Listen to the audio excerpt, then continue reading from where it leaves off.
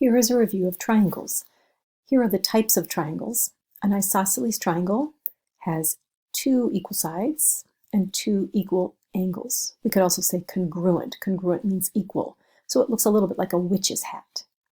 An equilateral triangle, like it sounds like, has equal sides, so three equal sides, three equal angles.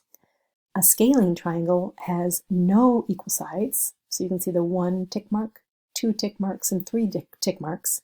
And then finally, the right angle is a triangle that has a 90-degree angle, and you know the little symbol for right angles.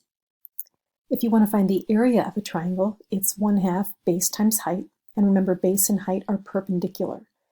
This one looks tricky, but it's really not too bad. Here is one side, we'll call that the base, and then here is the height. You can see that they are perpendicular. So in this case, the base is 1, 2, 3, and the height is 1, 2, 3.